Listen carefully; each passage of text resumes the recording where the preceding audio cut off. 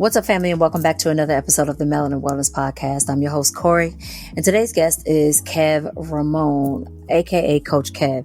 This episode is not just a story, but it is a full-on masterclass in transformation, truth-telling, and radical healing. From addiction and incarceration to becoming a fruititarian, we'll tell y'all what that is in a minute, a holistic health coach, and a truth teacher. Today's guest has lived most of what most only survive. He's not just telling it, he's breaking it all the way down for you. And the lies that we've been fed about our foods and healing and aging and what's really keeping us sick and stuck. This is particularly poignant for this month because this is Men's Health Month. And this month we are dropping gems on you guys for 30 days straight. So I'm really excited to get into this. But first, you know how we do it over here. We always begin with 30 seconds of gratitude. And today I'm passing the mic to our guest to get us started. 30 seconds of gratitude. Mm-hmm. That's not enough time. I don't even know where to begin. I'm thankful for my whole journey. You know, like you said, I've been through so much, and to come on the other side and be the person I am today. And to just kind of understand a little bit more about how it all worked together. You know, the most horrible things I've been through in my life, how it all worked together, you know, and forming me into the person I am today. You know, I love the person I am today, and I'm so grateful for that. You know, I like that. Yeah, I'm gonna stop. Because it'll be church up in here, so I'm gonna stop. Understood. To be honest, that's one of the reasons why I start the show out that way, because, you know, sometimes we take for granted the small things. And so speaking of small things, my gratitude today is these small things. I woke up, I'm blinking, I'm breathing, I'm walking, my hands were moving. I'm able to touch my mic, turn on my computer, pick up my phone, all the things that we take for granted. You know, the small things, because there are a lot of people who don't get to enjoy these small things. And again, y'all know that typically we go way past that 30 seconds of gratitude, but it's all good, because when you are living in a space of gratitude, you are opening up the door for so much more possibility and abundance and greatness and just you continuing to live in your purpose. Now let's get to it. That's powerful. Thank you. It is, because I mean, imagine if we stayed focused on those things that we take for granted. Like, imagine how much of a better attitude we would have, how much more appreciative we would be. Our quality of life would improve dramatically just by remembering, I can do this, I can walk, I can see, you know, I can taste my food, you know. All these, like you said, all the things we take for granted. Agreed. Totally. I began that practice in late 2021 and every single day. And I've taught that to my children as well. And now they are living in a season of seeing gratitude, daily gratitude manifesting itself in so much abundance in their life. So yeah, it changes your life. I am a testament of that. I love hearing you say that you teach it to your children. I love hearing that so much, because gratitude is so powerful. Mm-hmm. It's such a powerful energy. And especially when it comes to attracting more of what you like into your life, more good things into your life. Yes. Just simple thank you for what you have. Yes. You know? You won't be blessed with more if you aren't grateful for what you already have. Absolutely. Absolutely. We could just really go in a totally different direction with this. We could. That segment typically hits most guests that way, because they're like, wow, like that's not most people. Yeah, well, this show isn't. We don't run this show the way most people run their shows. You know what I mean? And I pride myself on that. All right, so let's get into it. You've lived through addiction, incarceration, homelessness, and depression, and yet here you stand. Not just surviving, but thriving. Can you take us back to the moment when you realized that something clicked for you and you said, nah, this ain't it. I'm choosing something different? For me, it started with the Bible study. And, you know, I was I was in the streets and, I was just lost. I grew up without a dad, and my mom, she was a provider. She wasn't really like, it's kind of like she didn't really have a lot of time to parent. Right. Because she was focused on providing for 3 kids by herself. So I grew up without any guidance, basically, without any mentorship, without any positive role models in my life. Got in a lot of trouble. So it turned around for me when my sister was inviting me to a Bible study. She had met this lady at work, and they conducted Bible studies in their home. And my sister started going. She loved it. She invited my brother. He started going. He loved it. She invited my mom. She started going. She loved it. And I was that one. It's like, nah, I'm not interested. And she just stayed on me. She just stayed. She just kept asking. She was getting on my nerves about it. And then she said, if you go just one time, I'll never say anything to you about it again. And so I did, just to shut her up. And then when I was there, I'm hearing things I never heard before, And the guy said to me, though, he said, if you read the Bible every day for 30 days, it'll change your life. I guarantee it. And so I set out to prove him wrong. And what happened is it did start changing my life by changing the way I was thinking. Because I was reading things in there, like I had a real bad anger problem, real quick temper. And for the first time, I'm reading in the Bible why having an anger problem is bad, why it's bad to get angry so quickly, why it's foolish to do so. Mm-hmm. Nobody's ever told me that before. Like in the streets, like that's just, you need that. Yeah. You need that quick temper. You need that anger. You need to show people you're a little crazy, and now I'm hearing another side of it. And it was just different things like that I was reading in the Bible.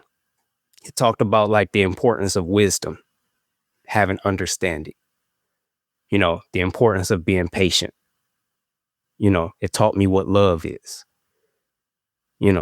all these different things. It taught me about being soft-spoken and just so many. And so I started seeing just life so much differently. And most importantly, I started seeing how I was responsible for all of the suffering in my life, how a lack of gratitude was responsible for my depression. A lack of gratitude was responsible for my bad attitude, my quick temper. Like all of the negative things or the things in my life I didn't like, at the root of it was complaining. It's not being grateful for all of the good things in my life. I didn't learn about gratitude until I started reading the Bible. I didn't know what that was. All I did was complain. I didn't understand how much negativity I was attracting into my life by complaining about everything. Right. So as I'm starting to learn, this is just changing my life. It's turning everything around. I'm seeing life differently. I'm starting to talk different. I'm starting to think different. I'm moving different. My behavior's changing. I'm changing the people I hang with. I'm changing where I go. Everything's changing. And so that was the very beginning of my transformation. You're talking like 30 years ago.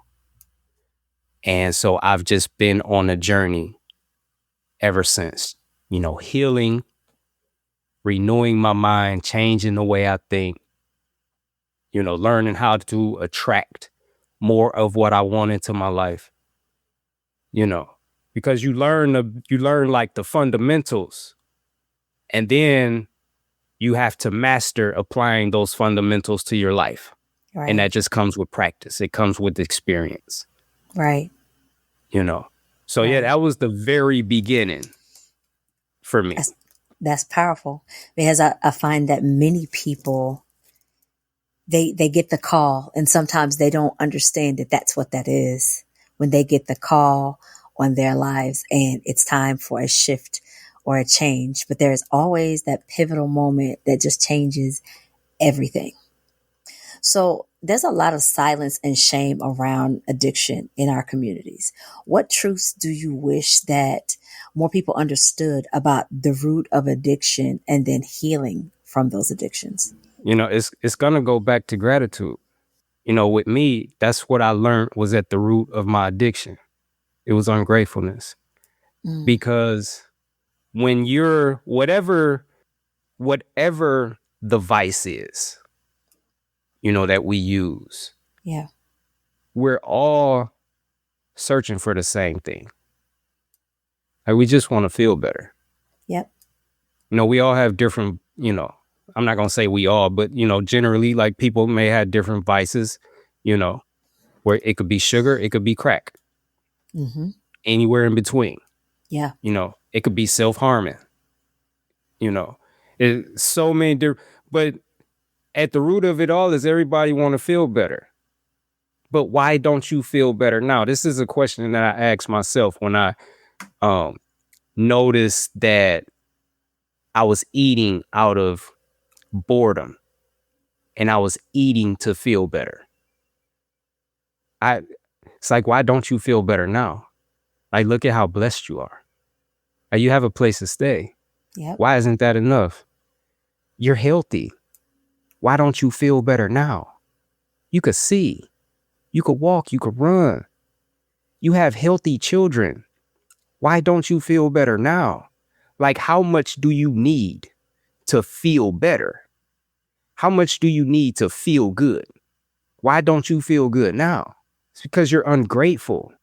You're not grateful for all that you have now. And so when my eyes were open to that, okay, I couldn't say nothing against it. Yeah. Yeah. I was grateful for that to be revealed to me. And so I don't know if I'm jumping the gun, but so I won't say too much about it. But in 2023, I ate just watermelon for 160 days. And that was why. That was the motivation behind it. Just to say, okay, I'm done eating for a feeling. I'm done chasing pleasure when I eat. So at the time, watermelon was a food that I loved eating, but it didn't do anything for me. It didn't satiate me, satisfy, nothing. And so that's what I'm gonna eat, just to as a display of my gratitude. I'm gonna eat something that gives me no feeling at all. And whatever, if I find myself being bored or whatever, I'm just gonna sit in it. And I'm gonna be thankful for all of the good things in my life. And so at the root of all addiction is the same thing. It's ungratefulness. It's complaining. Whatever, because for a lot of people it's insecurity. It's low self-esteem. It's that feeling of unworthiness or hopelessness. But you've lost focus, right? Because at the same time, while we're complaining about everything we feel is wrong in our lives, there's a lot more that's right in your life. And if you could take your focus off of what you think is wrong and focus on everything that's right, it would change your attitude.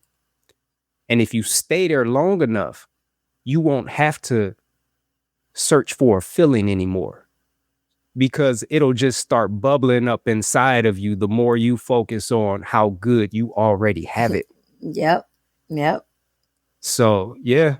It's funny. Like, I was just yesterday, I had to take one of my sons to the dentist and he's got to have some oral surgery. And, he was a little frustrated when we looked at how much that this was going to cost. And I said to him, always remember this. Is this an inconvenience? Absolutely. But remember, number one, you have health coverage that's going to help offset the cost. And number two, you have the resources to be able to pay for whatever is your responsibility. Be grateful for that. I was like, do we feel like paying all that money? Absolutely not. But I'm more grateful for the fact that we have the resources to be able to do something about it. Because I told him, I said, there are a lot of people out here that literally will die because of poor dental hygiene because they simply just can't afford to do anything about it. And I said, he was like, Mom, you always seem to find the piece to be grateful for no matter how bad it seems, because you have to. Because trust me, if you can see that, then it doesn't seem quite so bad at the end of the day. It changes everything. It does. It really does. So now to pivot off a little bit, we're going to get a little bit more into your journey with that. But, you describe yourself as what is known as a fruititarian. And you believe that us as humans are frutivores by nature. So can you explain what that means for someone who has never, ever heard the terms before? Yeah, and that's a lot of people too. I know. Well, fruitarian, frutivore. I've seen different definitions. For me, it just means that I only eat fruit. So 100% of my calories, nutrients, hydration comes from eating fruit. That's it. Now, so, when a lot of people hear that word fruititarian, they immediately think that that's way extreme because they're like, okay, well, all you're eating is fruit. So what's the biggest myth that you would like to bust about this lifestyle, and how do you get your protein in? Tell people how you get all the necessary things that your body needs. Well, you have to basically unlearn everything you've learned about health and wellness and nutrition. And if you're not open-minded enough to do that, then this will never make sense to you. Right.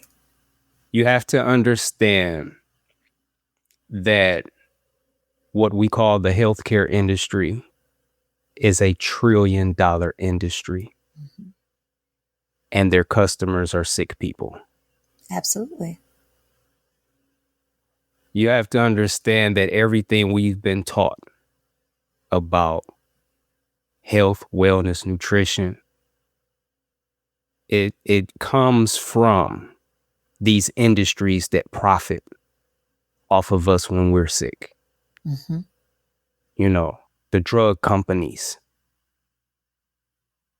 they pay for everything. They fund the medical schools, they fund the government, they fund the FDA, they fund nutritional guidelines. Everything we've been taught, it comes from them. And then the government, they also profit. And then the people or the companies that make the things that we eat, they profit. Animal agriculture profits. The dairy industry profits. They're all profiting off of our suffering. They're not going to tell us how to get free. They're not going to tell us how to prevent disease, how to eat to prevent disease. It will put them out of business. Right. So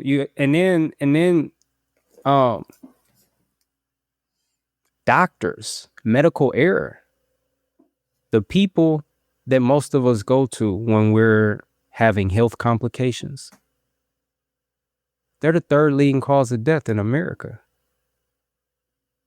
First leading cause of death globally is heart disease. Second is cancer. Third in America is doctors. It's the healthcare system. So starting from there, right?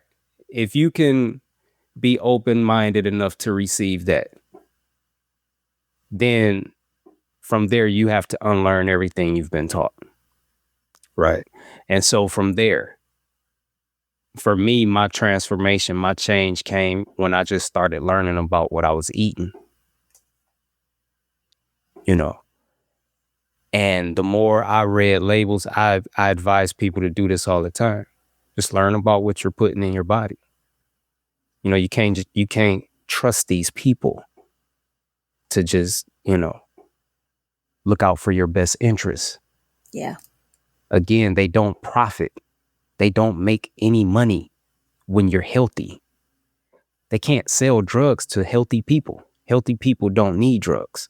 Mm-hmm. Healthy people don't need surgery. They don't need chemotherapy and all these different treatments.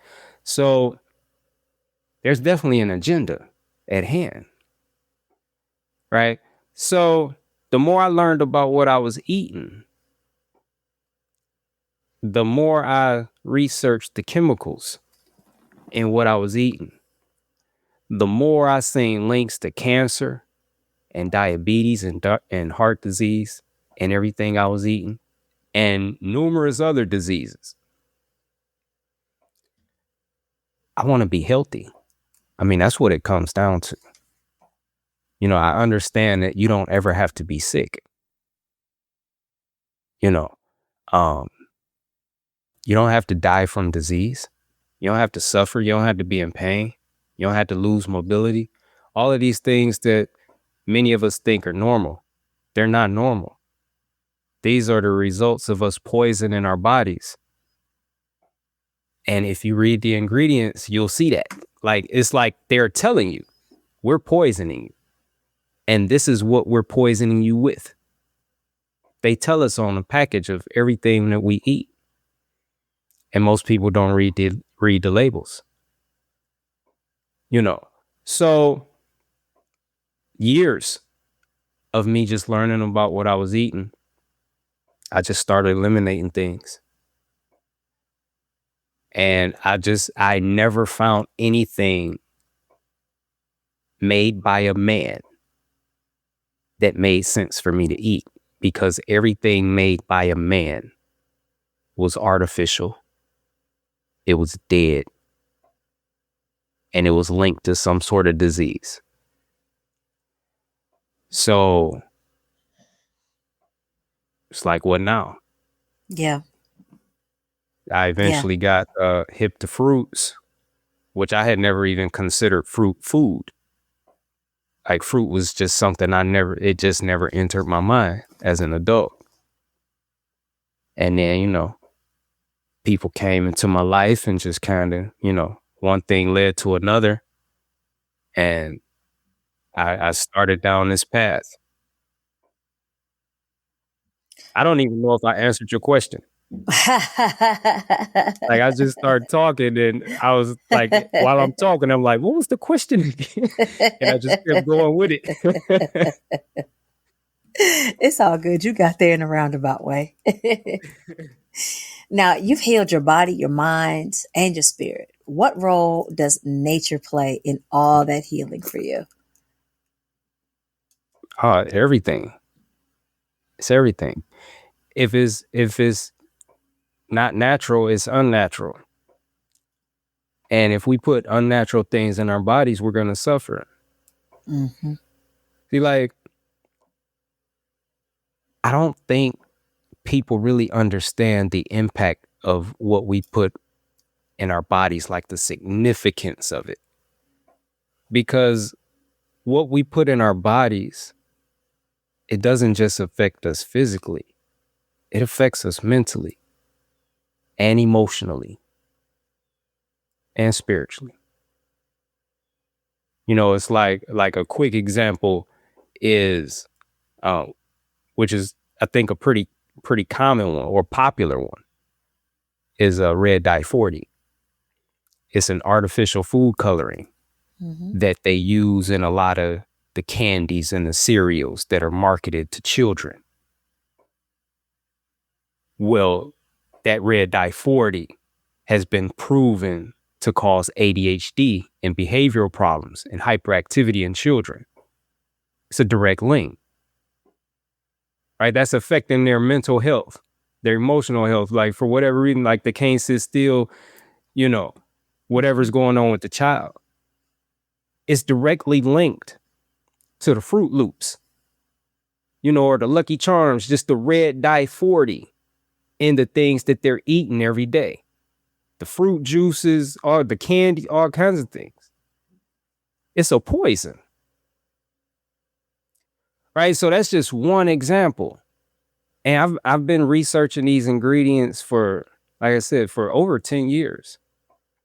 So, think of it like a car. If you put the wrong gas in your car, it's not going to run right.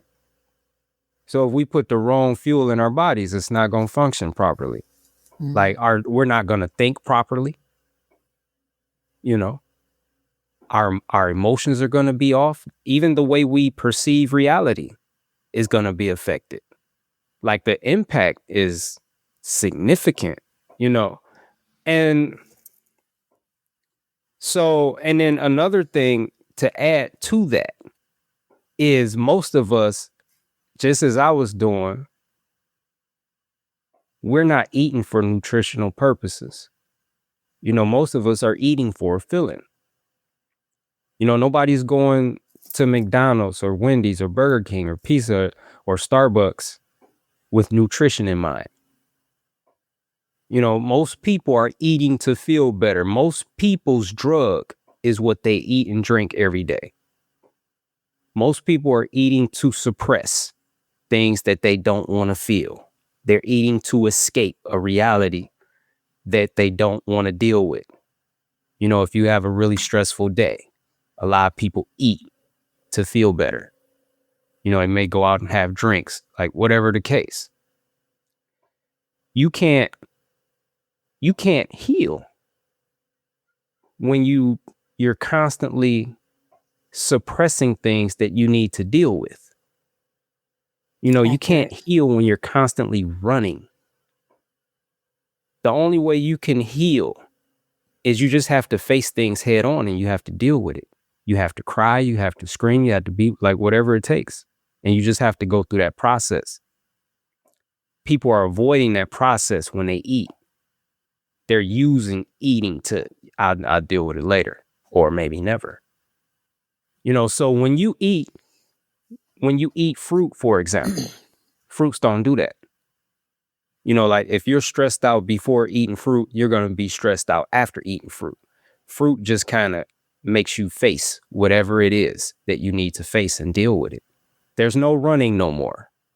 Like when you decide to eat fruit, you're making a decision to heal. You're making a decision. I'm not running anymore. Most of us are being bullied by life. We're being bullied by our past traumas, past hurts, pains, disappointments. We're just being bullied by it because it just kind of like runs in the background and it can come up at any time. And now we're feeling some type of way and we want to go smoke. We want to go have a drink. We want to go to our favorite restaurant. We want to do something to suppress it. Right. When you eat fruit, it's like saying, you're not going to bully me no more. That's when you stop running from the past that's bullying you and you face it and you deal with it. You confront it. You do whatever it takes. You deal with that pain, that hurt, and you heal. You can't do that when you're eating chemicals that are designed to release larger than normal amounts of dopamine and make you feel good. Like you'll never heal that way. So that's how, like, it just took me to another level of healing when I started eating fruit. I had already been on a healing journey for decades, but when I started eating fruit, it took me to a totally new level of healing, to where I faced all the things from my past and like I've healed from all of those things. So mentally, emotionally, spiritually, physically, as far as I know, I've healed from all of it. I don't run from nothing no more. Like if there's still things in me, I'm not running from it no more. We gonna deal with it right now. If something rises up, it don't matter. If I start feeling depressed, angry, whatever, we gonna deal with it. We're not running. I'm done running. And so it was huge in my healing, like overall healing, the whole, like holistic healing of the whole person. So how did that translate when it came to you being a parent? Like, how did this philosophy that you've adopted, how did that help you to break the generational cycle and become a better parent? I think different. I'm more aligned with love. Mm. My patience. I've grown in patience. My wisdom's increased. I judge things differently. I perceive things differently. I have a healthier perspective, a healthier view. I'm more understanding. All these things come into play when being a parent. My kids got a totally different version of me than the version I used to be when I was in the streets and going to jail all the time. They've never seen that version of me. They've never met that version of me. They met a version of me that loves them and is patient with them, is understanding. And what's interesting is when you just think about love, right? I mean, that's all you need, really. Everything else is kind of wrapped up in love. But I know how I grew up. I don't know what kind of, if like the language here is just, I don't know. The language, if I could say whatever I want to say. So I don't know. So since you ain't saying nothing, I'm just going to leave that alone. I'm sorry, I had to clear my throat. Speak freely. Speak freely. But yeah, like I grew up in a household where I was called stupid, dumb, a dumb motherfucker, shit like that. I grew up in a household where I was being yelled at a lot. I grew up in a household where I didn't really feel like the longer I lived, like when I hit those teen years and, the older stages in the teen year, it was like the closer I got to adulthood, the less I felt the love. And I'm not saying I didn't play a part in that. I'm not saying that at all, because I'm sure I did. But what I'm saying is I didn't feel love. I felt hate, and my kids, and this is not to like throw shade on their mothers, because I've always encouraged them to have relationships with their mothers. All my kids live with me. I had 3 kids, 2 boys and a girl. They live with me. But, and like my son's mom went to prison twice. Even when she was locked up, I used to take him to see her like every week. Put pictures of her all over the house so he wouldn't forget her. I've always encouraged them to have relationships with their mothers, because whatever's going on between me and the mothers has nothing to do with them and their mother. Right. And they love their mother. And I respect that. So, but at the same time, when they lived with their mothers, they were growing up in an environment like I grew up in, like constantly being yelled at. When they came to live with me, that's not my environment. My environment is peaceful. It's drama free. It's just the energy here is love. Like, we love each other. I'm not going to call you dumb or stupid or any. Right. Everything I say to you is going to be to build you up. Right. It's going to be to encourage you. It's going to be to instill confidence in you. You're not going to have low self-esteem, because I'm going to always tell you, you're handsome. You're pretty. You're beautiful. You're smart. Wow, that was such a good idea. Like all of this comes from me changing the way I think. It all comes from all of the healing that I've done over the years. They're recipients of that. They're benefiting from healing choices that I made before they were even born. You know, they're the recipients, they're benefit. If I hadn't been on my healing journey, my environment would be no different than the environment I grew up in. Right. No different than the environment, at their mom's houses. Yeah. Yeah. So that makes me feel so good that I was able to give them, a much better version of myself. Yeah. Yeah. Yeah. Yeah. I love that. I love that. I love to hear how you are pouring into them in a different way than what you got, instead of making the choice to repeat those generational traumas. And for us as a people, sometimes that can be hard for us to make that choice, to fight out of it. So now you've written a book and you're helping others to heal. You've stayed committed for over 30 years. What keeps you going when the world feels resistant or even hostile to the truth that you believe? And the world is both.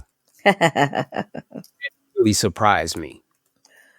That really surprised me. I never imagined that people would have a problem with me because I just eat fruit. I never could have fathomed how deep this goes. But it's the truth. It's the truth that keeps me strong and keeps me going. Because, and I'm always questioning my path. I'm always questioning my journey. Maybe I should go back. Well, go back to what? Anything else you go back to is linked to some sort of disease. I don't want that. So it's the truth. It's just the truth. I know what I know. Right. And I'm not the one going down the wrong path.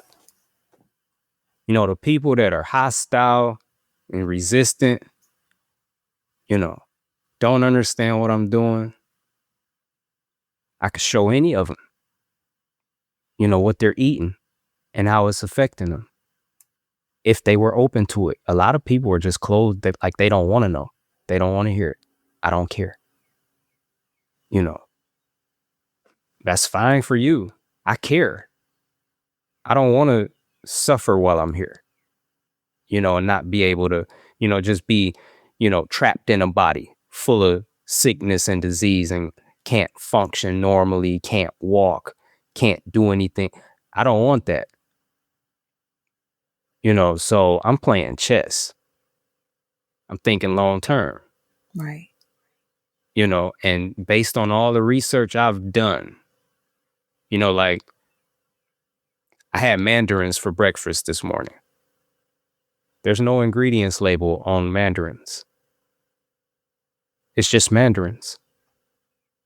That's it. They grew from the dirt of the earth. Mm-hmm. They're full of energy from the sun. That's it. There's nothing else. If you go out to a restaurant, whatever kind of restaurant it is, if you're cooking, whatever you're doing, what's in it? These microwave meals, these, I don't know, frozen dinners, what's in it? Most people don't even know what's in what they're eating. You can't trust these people like that. They don't care about you. They care about money. And then the FDA is approving everything that's known. They're approving chemicals that are known and have been proven to cause cancer and diabetes and heart disease and Alzheimer's. The list it just goes on. They approve this stuff. Yes, go ahead. Safe. It's safe. And now, you eat it one time, nothing's going. You eat it twice, you could eat it for you. It's accumulating though. It's all these people. I was just driving last week on the way to a job, and a guy was having a heart attack in a parking lot of a bar and Wow. grill. Wow. And he didn't make it. Wow. I just imagine, looked like the way he was dressed, looked like he just got off of work. There was a couple women standing by, looked like one could have been his wife and maybe the other friend or something like that, you know. And you just get off of work, like, hey, babe, let's meet up at such and such bar and grill, you know, get something to eat, have a few drinks, whatever, you know, and they in there just hanging out, having a good time. And I like how I imagined it, because I seen somebody have a heart attack before, like right in front of me. And the way I imagined, he was just sitting there laughing, having fun. And then he just stopped laughing. He stopped talking. He stopped responding. And they start panicking. You know, Bill, shaking him, Bill. And just like that, no warning sign, no symptoms, no nothing, no heads up, just feeling like just seconds before, feeling great. And just like that, he's dying. They took him out the restaurant. They laid him on a parking lot ground. And there was just all these, I guess, firemen, ambulance people. I don't know. It's kind of confusing because they both were there. And they were performing CPR on him. And he was a bigger guy too. And meaning like overweight big, not like tall big, just overweight. They performed CPR like he never revived. Just like that, without warning. And so you think like all of these years, he been eating the way he was eating and not having any issues, no complications or anything. Just thinking it's all fine. And then just like that, he's gone. Because he's not paying attention to what he's eating. And you think the bar and grill care? They don't care. They didn't know him. You know, you think the people that make the stuff he was eating cares? You know, like the companies, they don't care. You think the government that approved all these chemicals, they don't care. They care about money. It's not their responsibility to care about our health. It's our responsibility. It's like it's not nobody else's responsibility to fuel our car up. When you pull up to the pump, you look at the options. If you see diesel, you know not to put that in your car. If you see kerosene, you know not to put that in your car. You go to where, say, 87, 92, 93, and you pick from those options. You're not going to just pull up to any pump and say, this is good enough. You're going to make sure you put the right fuel in your car because you want your car to get you from A to B and back to A. You want your car to run right. But we don't have that same attitude when it comes to our bodies. And we only get one body. You could get another car anytime.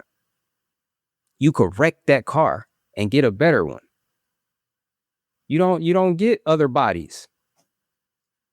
We should have that same attitude towards the way we take care of our bodies, towards what we put in our bodies. But we eat things and we don't even care what's in it. We just automatically think it's safe because it was in a grocery store. They don't care about us. They're all in business to make money and they're going to sell whatever sells. So words to live by. Definitely words to live by. So what's the name of the book and where can people find it? The name of the book, I didn't put this here for this. It's just always been here. It's Overcoming Addictions. And right now I don't have a website. Okay. So my website is being reconstructed. Okay. So the only way anyone could purchase it would be they would have to email me. Okay.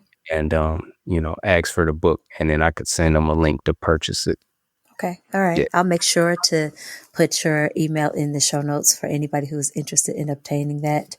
So tell the people, what is your favorite fruit to snack on when you are like just chilling and out in nature? Like, what's your favorite fruit to snack on? It always changes. It always changes. Is Just it by like, season or is it just however you feel that day? no, it's not. I don't even understand like the seasons. Like to Mm-hmm. me, fruit is in season when it's in the store, when I could get it. That's as deep as it gets with me. And Right. so, like yesterday, for example, I had been looking for mangoes like since last year, and Mm-hmm. it's just one particular type of mango.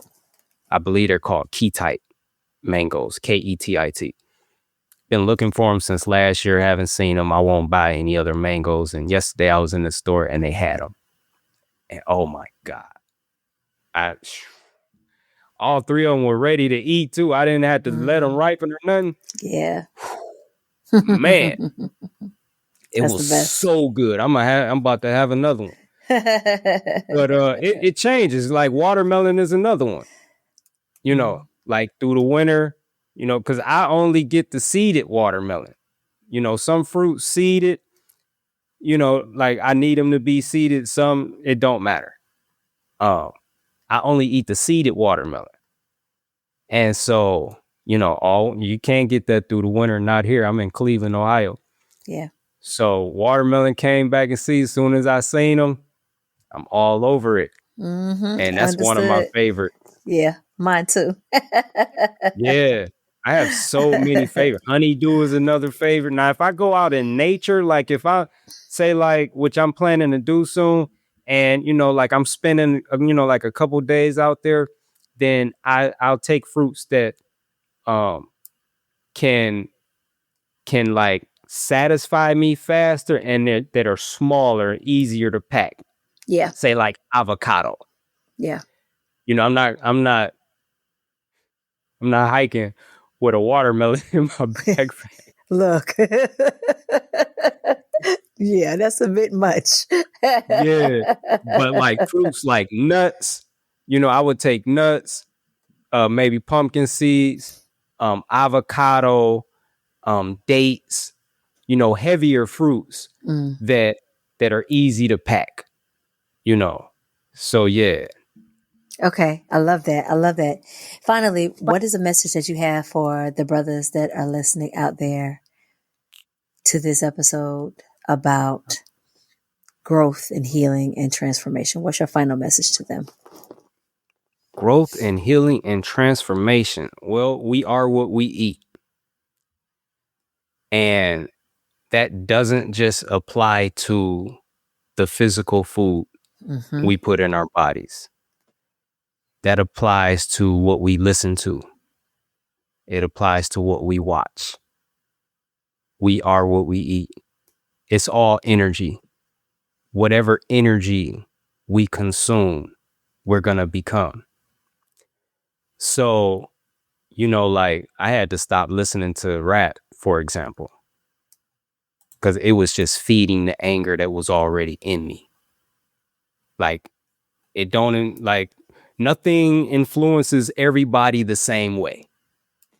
Right. So you got to know what you can handle and what you can't. Like everybody that drinks alcohol don't become an alcoholic, but a lot do, you know. So you got to know what you can handle and what you can't.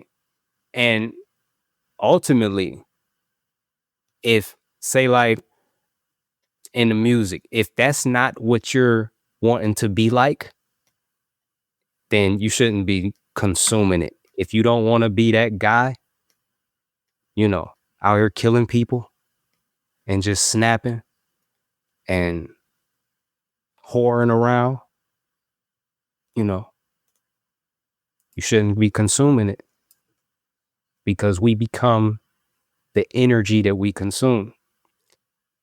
So it's not just about what we eat.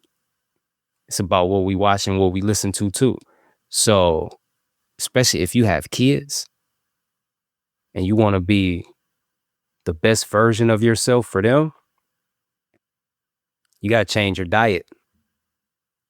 And again, not just well, I'm not going to assume what your diet is, what anybody's diet is.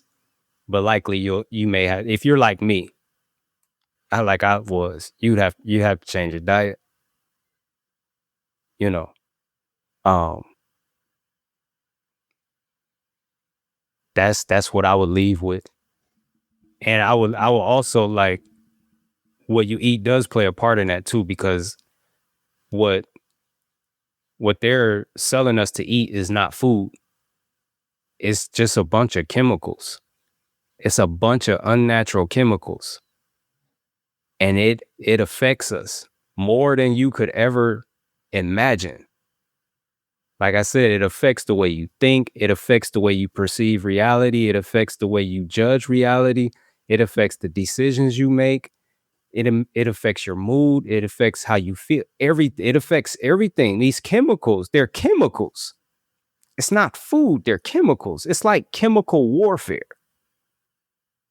So pay attention to what you're putting in your body. Start reading those labels. And when you see things that you can't even pronounce, you see words with 16 letters, just look it up. What is it? Know what you're putting in your body.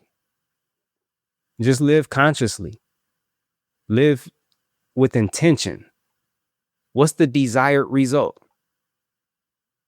And are you doing things that are helping you get to that desired result?